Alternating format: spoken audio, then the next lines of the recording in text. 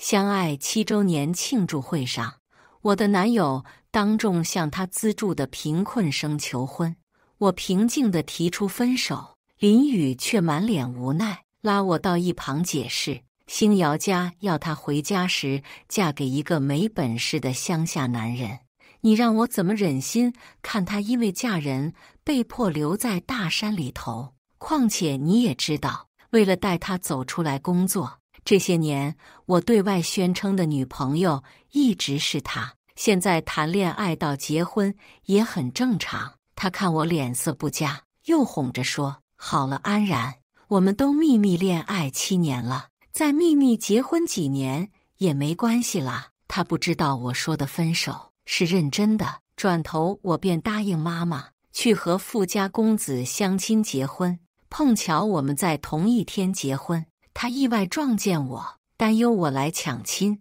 要求保安加強戒嚴，卻聽到保安隊長說，海城集團的公子蘇奕晨先生和我們安然安經理在樓頂上舉辦世紀婚禮，現場實在沒人了。大家好，開始今天的分享之前，希望你能給人間煙火點個訂閱，我將會分享更多優質的內容。安然，老娘警告你，這次和海城集團公子的相親會，你去也得去，不去也得去。我悶應下，好。話筒那頭顯然沒反應過來，聲音中帶着疑慮問，你剛才是答應了？我平靜地嗯了聲。話筒那頭，我媽簡直要高興地哈哈大笑道，你這丫頭，這才像是我的女兒。好，老娘這就去安排你和那個公子的相親見面。但是寶貝女兒，媽媽要在這告訴你，這個不是說見面就可以拒絕的，見面只是走形式，答應了就等於是定親了。我還是淡淡的說，好，你語氣有點不好，下次記得要高興些。我媽高興的嘴角都要咧到耳根去，這次聽到我語氣不好，也只是叮囑2句，沒再囉嗦，追着我媽。話筒嘟嘟聲傳來，被掛斷前都還能聽到她的笑聲，這樣也好，放下一段耗人心血的感情，轉身向前看也會很開心。叮咚，剛掛斷電話，還沒來得及熄屏的手機彈出一條消息。我低頭看到背景是大海的頭像，眉頭微微蹙起，臉色不悅地點開消息。林雨資助的貧困生江星瑤發了朋友圈，艾特了我，提醒我去看一張滿是啤酒瓶的照片。他很是心機地將林雨的手拍了進去，配文，有這樣為了女朋友和客戶拼酒的男友，誰能不愛呢？儘管我一直在告知自己要放下，可心底還是很痛。我退出朋友圈，坐到沙發上等他回來。既然決定要走，就想和他說清楚，好聚好散。凌晨2點，緊閉的古銅色大門終於傳來響動，鑰匙插入鎖孔，啪嗒一聲。林雨穿着一襲緊身黑色職業套裝，腳上踩着黑底皮鞋，推開門進來。人還沒進門，隨風進來的酒味便很是難聞。他晃晃悠悠地走進來，打眼一看，餐桌上沒有東西，揚聲喊我：“安然，你今天怎麼不做飯啊？”我冷眸瞥向他，指了指冰箱，那裡面有一大堆昨天中午做好的剩菜。那天我坐在餐桌前等着菜涼了，我又回鍋熱，反反复复幾次下來，菜都變了色，也沒等到人。本意是想着和他一起慶祝我們相戀7周年了，可直到日落西山，他也沒回來。就在我傷心的想把菜都倒了時，唯一知道我們在戀愛的好友發來信息：“安然，你這丫頭命也太好了吧？何能談到林雨這麼帥氣的男朋友？為了你搞戀愛周年慶祝會就算了，還準備在會上向你求婚。”我仔細回想，林雨並沒有通知我要舉辦什麼慶祝會，而且他一直都是要求我們談地下戀，怎麼可能會這樣大肆宣揚？我忙打去電話詢問，朋友也不知道具體情況，只好讓他和我分享定位。我親自趕過去才知道，這是他準備給江星瑤的。夜空中繁星點點，他站在用蠟燭擺成愛心的中間，單膝跪下向江星瑤求婚。看到這一幕，我的心像是被人生揪着一樣疼，絕望地和他提出分手。他等給江星瑤戴上戒指後，才匆匆趕來，追着向我解釋。見我臉色還是不佳，他也失了耐性，朝我揮了揮手說：“哎呀，算了算了，你愛怎麼想怎麼想好吧，老是這樣敷衍完我。”他轉身就走。我震驚，不知道從什麼時候開始，我在他心底裡居然這樣沒地位，就連多解釋兩句，他便開始變得不耐煩起來，也對這段一直見不到光的戀情感到失望。而現在，喝醉酒的林雨感知到我生氣，不想理他，他嘴角勾起，晃蕩在我身旁，雙手勾住我的脖子，撒嬌道：“安然，安小然，不要生氣了好不好？我最愛的就是你了，人家的頭好痛，你去給我煮碗醒酒藥湯嗎？”我面無表情地低頭看向他，林雨整個人像是煮熟的螃蟹，渾身都在冒熱氣，呼吸間露出的酒氣都很熏人。我深深嘆了口氣，終究是相愛了7年的戀人，我現在還無法做到看他難受卻不為所動的程度。林雨眼睛亮了亮，嬉笑着說：“還是我家安然最好了。”我自動忽略他的恭維，認命般起身去煮湯。他說着就想往我臉上親，我嚇得一個閃身躲開。林雨撲了個空，面上依舊笑嘻嘻的：“你不讓我親，我最愛的也還是你。”我腳下步子一頓，他真的愛嗎？呵呵，大概是醉話。我安慰着自己，疾步走向廚房。不消一會，我煮好湯後，端來一口口餵給林雨，他乖乖喝完，像是獻寶一般，從口袋裡面掏出東西，金屬互相摩擦，發出叮鈴當啷的脆響聲。噔噔噔，這是我送你的禮物，嘻嘻。我低頭看向他捧在手心裡的啤酒瓶蓋，他為江星瑤擋酒，卻將本該丟到垃圾桶裡的啤酒瓶蓋獻寶似的送給我。一想到在林雨心裡，我大概和垃圾沒區別，我的心就像是一個原本完美無瑕的玻璃瓶，此刻被人無情打破，再也沒法拼湊起來。既然如此，我也不要再愛他了，再也不愛了。他靜靜睡在沙發上，好看的眉眼舒展開，嘴角帶着柔和的笑，看着應該像是做了個好夢，讓我恍惚間回到了從前。我和林雨是在學生時代在一起的，那時怕家長反對，一直是秘密戀愛。學生時代生活費本就少，我看他總是拿2件衣服來回穿，很是心疼。帥氣的年紀怎麼能沒幾件帥氣的衣服？我便扣出自己的生活費，轉給林雨買衣服。他問，我就說我手裡還有。一次，我偷偷在食堂抱着饅頭啃的時候，被他意外撞見。林雨了解清楚後，哭着說：“安然，你傻呀！我保證以後也會給你買很多很多衣服的。”我輕輕笑着回應：“我有幾件換着穿就行了。”他搖了搖頭，嘟囔着：“那我就給你買貴的，超級超級貴的。”林雨想法多，在大學裡就鼓捣着創業。我看到他眼底冒出的星星，開始兼職掙錢，支持他開公司。漸漸的，只有一個人，員工及老闆的初創公司步上正軌。我們迎來大學畢業，生活越來越好。他成為總裁，我入職連鎖5星級酒店，升職當上經理。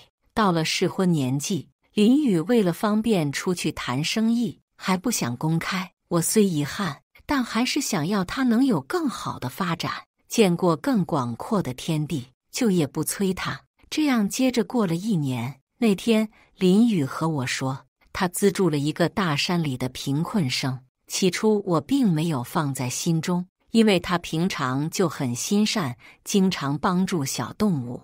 我以為他只是金錢資助，還特意從我工資裡撥一份給他，支持他的愛心舉動。直到後面，我發現衣櫃裡開始丟衣服，翻來找去都找不見，只好去問林宇。他雙手一攤，滿不在乎地說：“給我資助的貧困生江星瑤送去了呀。反正你上班穿工作服，下班穿睡衣，那些常服都不怎麼穿，剛好送去給需要的人。”他說完，我臉都黑了。我的常服攏共就3套。林宇送出2套，就剩1套還是有破洞的，平時是不穿，但我總有要出門需要穿的時候，而且他完全可以買新的呀。我和林宇溝通過後，他答應我不再拿我衣服，可他轉頭就複製我購物網站上的鏈接，我買什麼，林宇也跟着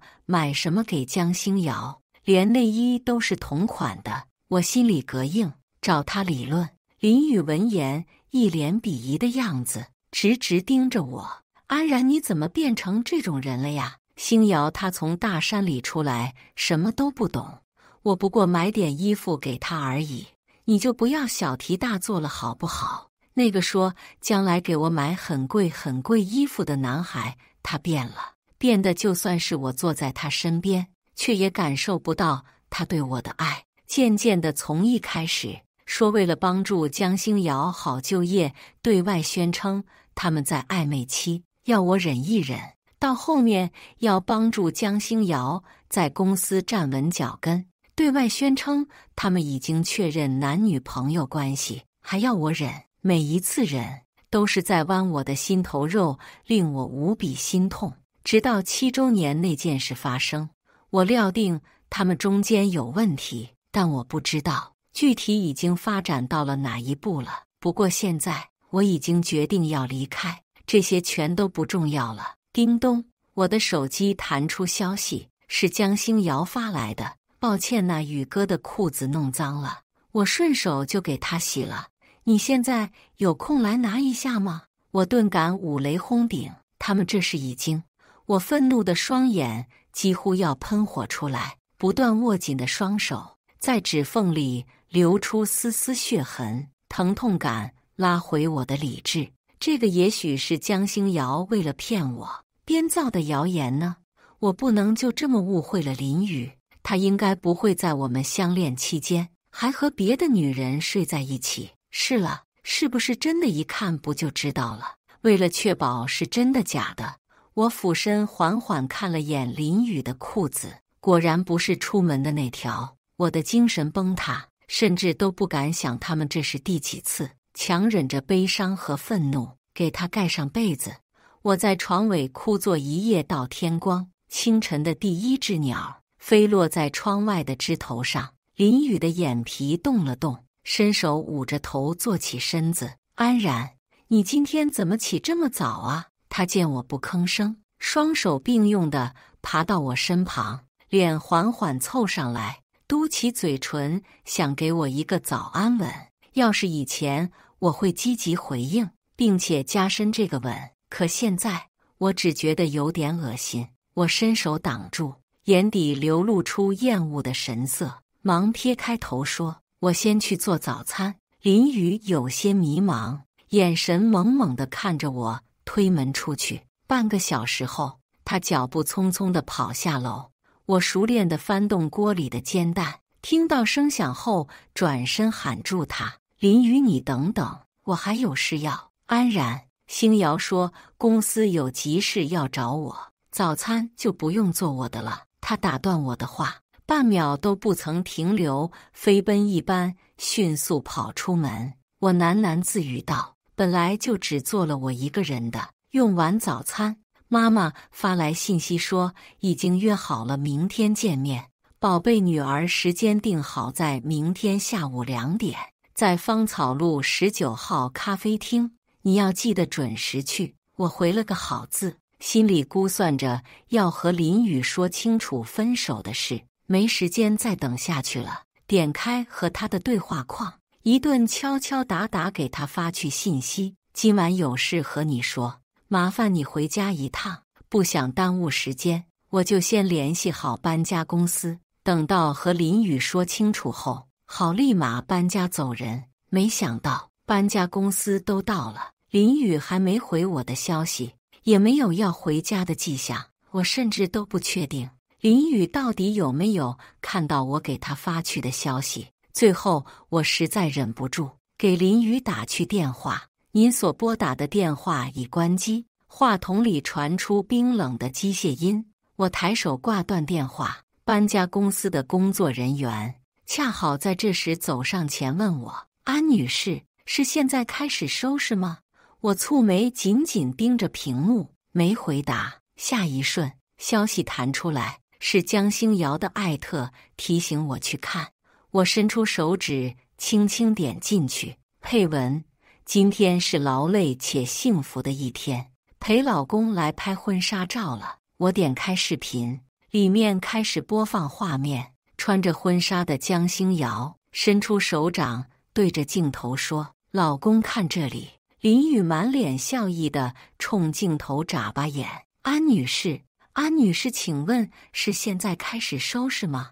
不知何時，手機已經熄屏，倒映出我近乎沒有一絲血氣的臉色。我啊了聲，回過頭看他，意識逐漸回籠，呆呆地說：“現在開始收拾，等東西收拾完，我和林宇相戀的這7年也將徹底畫上句號。布置東西的時候花費的時間很長，沒想到搬下來拆掉也不過一瞬間的事。準備收拾之前就和搬家公司溝通過，整個屋子除了我的東西，其他一律保留原樣。現在客廳裡屬於我的東西被清空，看上去竟然還乾淨整潔不少，其他東西都已經裝車，只剩一個老舊的木箱子，被工作人員抬着到我腳下問：“安女士，這是在您書房裡找到的，請問這個需要帶走嗎？”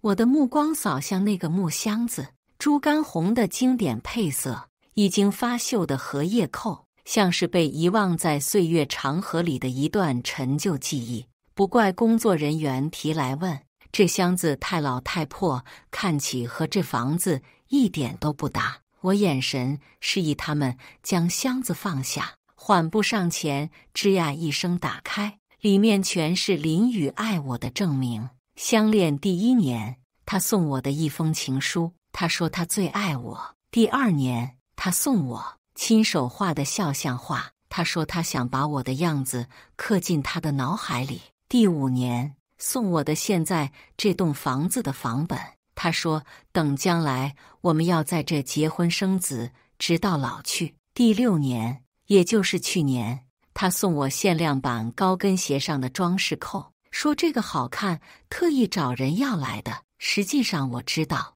這是他送給江星瑤高跟鞋上撕下來的，單純因為江星瑤不喜歡那個裝飾扣，他順手收起來送給了我。我心中深深嘆一聲，將東西都輕輕放回，閉上眼，聲音微顫說：“把這些都燒了。”工作人員點頭，將箱子抬去院子裡。不多時，窗外倒映出的火光，還有陣陣白煙飄上遠空。我眼角的淚水順着臉頰滴落到手上。叮咚，是我媽發來的短信：“寶貝女兒，時間定好在明天下午2點，在芳草路19號咖啡廳，你要記得準時去。”我回了個好字，指揮搬家公司做最後的收尾工作，關上大門，離開這棟滿是和林宇回憶的房子。車子不停往前，房子也在原地離我越來越遠。出小區時恰巧和林宇的車擦肩而過，他副駕駛上坐着江星瑤，兩人有說有笑，絲毫沒注意到我。我也鬆了口氣，這樣也好，算得上是好聚好散。我和他就此分別。在沒了以後，東西太多，零零碎碎的，一直整理到後半夜才有空看手機。解鎖點進去，未接來電和微信上全是紅色的99。我翻閱了一會，都是林宇打來的，大抵也是來問我突然走掉的事。思索片刻，還是點了回撥。電話接通，那頭立馬傳來林宇氣勢洶洶的聲音：“安然，你又在鬧什麼？莫名其妙在院子燒東西，鄰居的投訴電話都打到我這兒來了。這陣子我都不是順着你的意來嗎？你到底還要我怎麼做？把你當公主一樣供起來嗎？之前因為江星瑤的事，我們也爭論過無數次。林宇每次都向我保證他會改，我們進入短暫的甜蜜期。不過現在看來，他不是在改，是在強裝。一段感情裡，如果要用裝來附和對方的話，那裝的那一方也肯定很難受。我理解他憤怒的原因，也就沒在這一點上糾結，直言道：“林宇，那天我說的分手是認真的。我本來想當面和你說清楚，但你……”話筒裡的嘟嘟聲打斷了我的話，隨後是林宇的語音轟炸，每條都是60秒的語音。安然，我真的是太慣你了是吧？談7年戀愛，你說分手就分手啊？我告訴你，我不同意。好，要分手行啊，你信不信我現在就回家，把你的東西全部都丟出去，差不多就得了。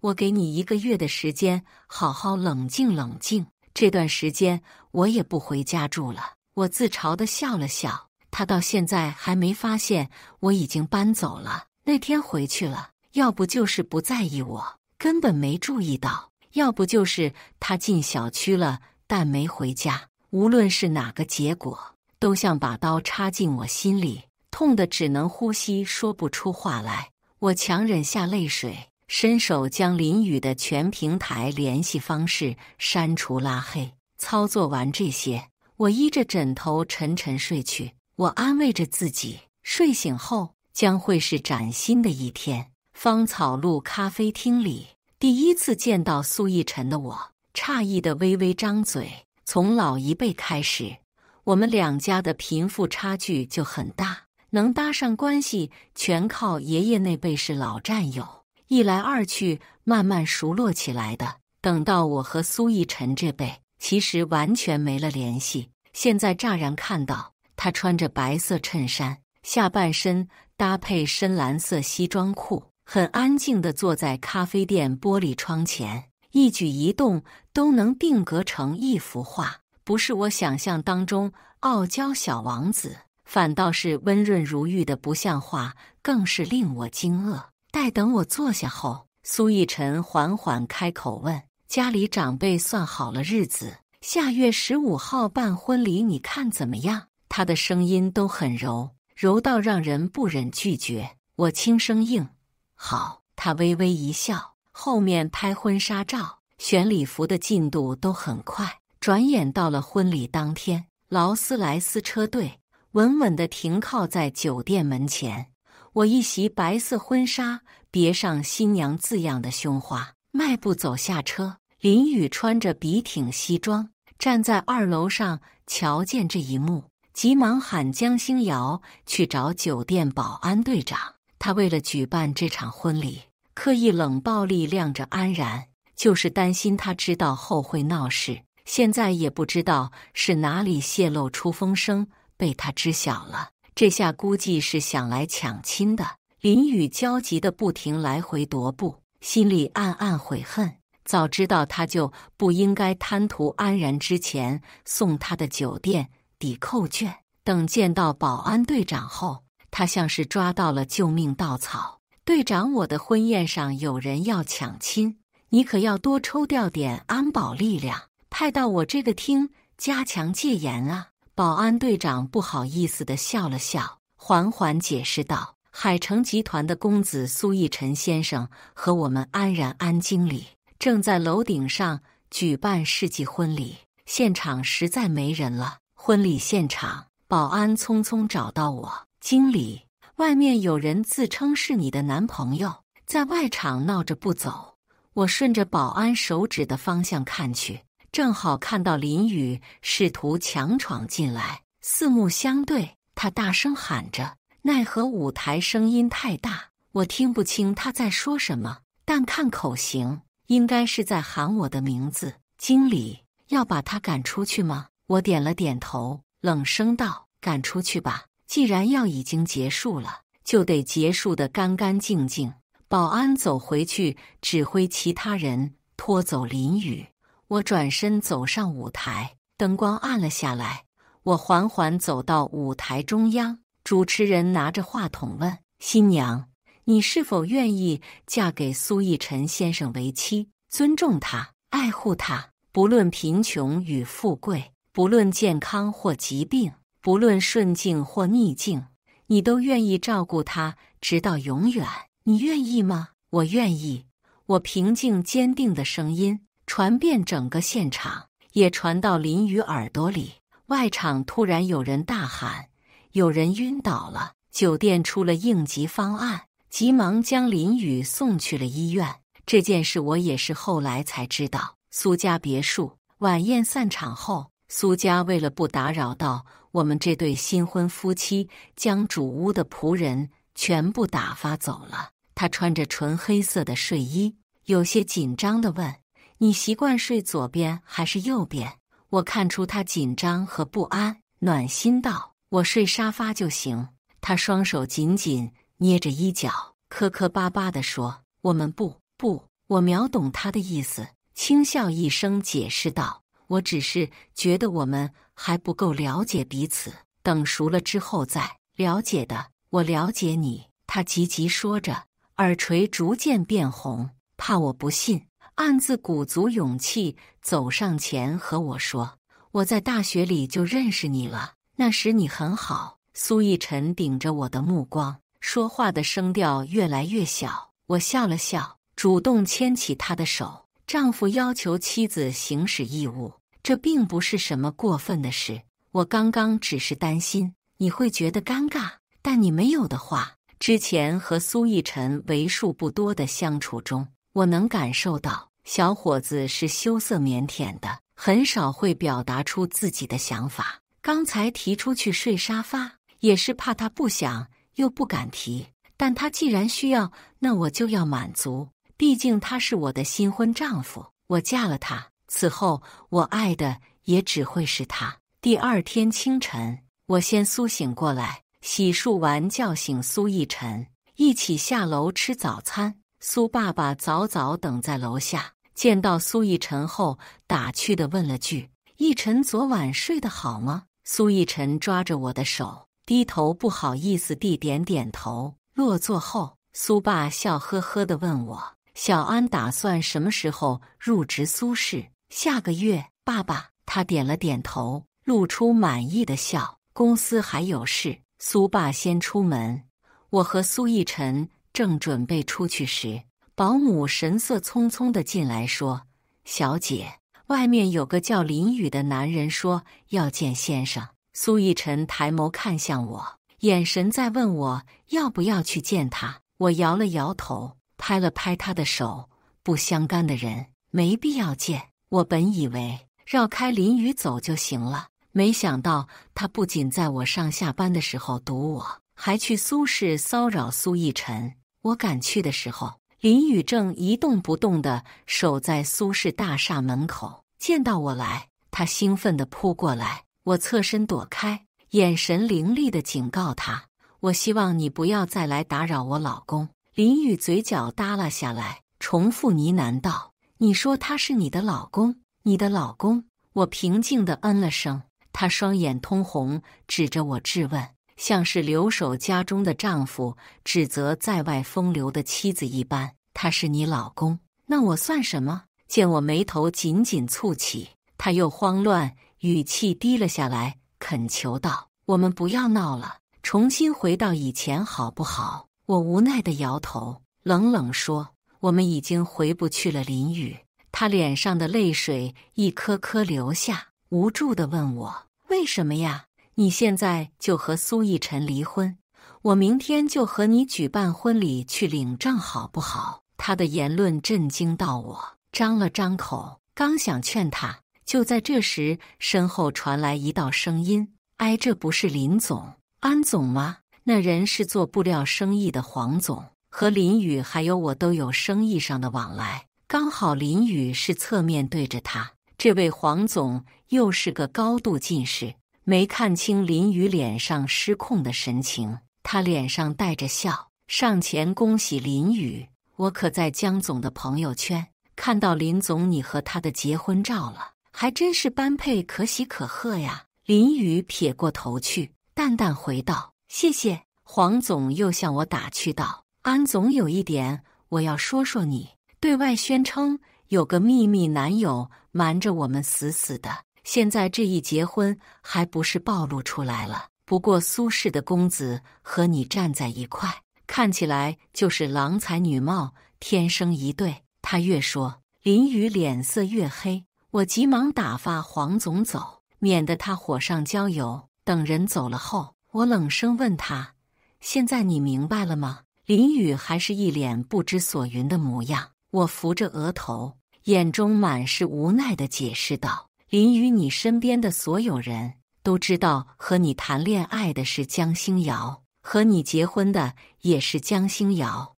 我安然只是個透明人，現在我不願意做那個透明人了，你明白了嗎？他像是抓住了救命稻草，忙問：你是在怪我沒公開和你的關係嗎？我現在就公開，發朋友圈，發視頻，登報紙都行。我忙出聲打斷他的話：林宇，錯過就是錯過了，我現在已經不愛你了。說完，我手機上的鬧鐘響起，到了蘇逸晨的下班時間，我得去接他。最後再丟下一句：林宇，我很幸福，也祝你和江星瑤幸福。他神態扭曲，癲狂的大吼：我不要，除了你我誰也不要。從那天之後，林宇沒再來找過我，我想他大概是想通了。這天剛到酒店上班，就見蘇逸晨打來電話：安然，你快出去看看，隨便找個公交車站台或者是出租車。我很是疑惑，電話都沒掛斷，忙跑出去看。外面街上跑的出租車，高樓上的廣告牌，還有公交站台，無一例外，能打廣告的地方都寫上了林宇愛安然。就連下一秒推送的熱搜新聞都是林宇對我的表白。話筒那頭，蘇逸晨溫聲勸我說：安然，你先別着急，我已經讓蘇氏的公關去壓熱度了，到時網上的帖子也會買通人去刪掉。林宇幾乎是將林氏所有的現金流全部掏出來舉行這場告白狂歡，輿論聲太大，我被迫下崗在家休假。網友扒出我已經結婚對象還是蘇氏集團的公子，就連蘇氏的股票都受到了波動。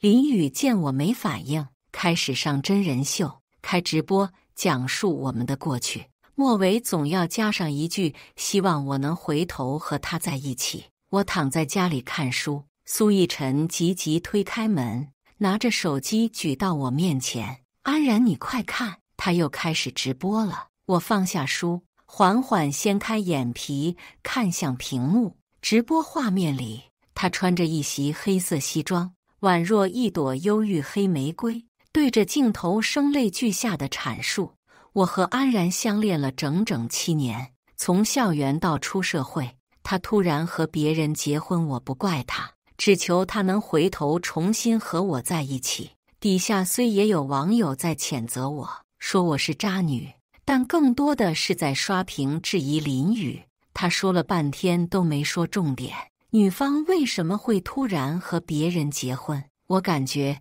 他有好多事情沒說。女方的離開一定不簡單，好馬不吃回頭草，女的都和別人結婚了，他還到處宣揚說等人家，也不是好東西。現在質疑的聲音越來越多，我挑了挑眉，朝蘇逸晨說：現在差不多了，可以去發證明了。他不確定地問：現在？我點點頭，嗯了聲。群眾就是這樣的，越是吵得火熱時，他們也不聽解釋，只有等事件來到最高潮，並且一直持續中，他們產生視覺疲憊時，再拋出解釋就容易接受，也聽得進去。蘇軾官號發聲明，將江星瑤之前發給我的挑釁聊天截圖貼出，外加我和林宇的戀愛時間線，還有林宇和對外宣布和江星瑤的戀愛時間線，兩一對比，誰才是那個過錯方？一目了然，輿論反轉，林宇和江星瑤被群眾人肉批鬥。我借這個事件提前從酒店離職，入職蘇氏集團。蘇奕晨坐在電腦桌前，撐着下巴問我：“安然，你真的願意做我的助理？”我勾唇笑了笑，反問：“難道還會有假？”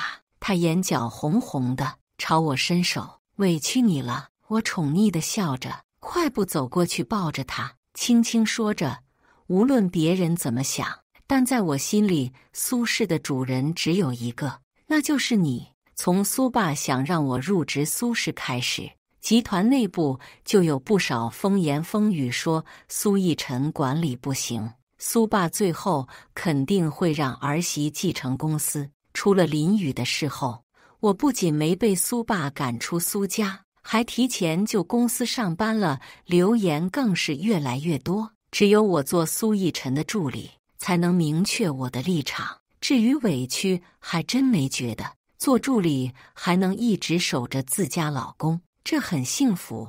在聽到林宇消息的時候，是他持刀捅死江星瑤，隔天上了同城新聞熱榜，外加他之前瘋狂示愛我的舉措，讓這件事宣揚得更廣。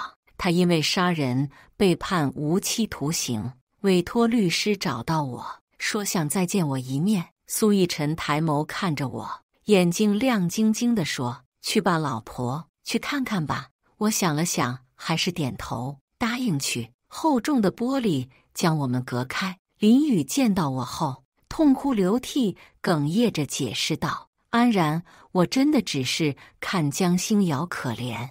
之前我和她真的沒有發生過關係，她會懷孕也是她趁我喝醉酒失去意識動了手腳。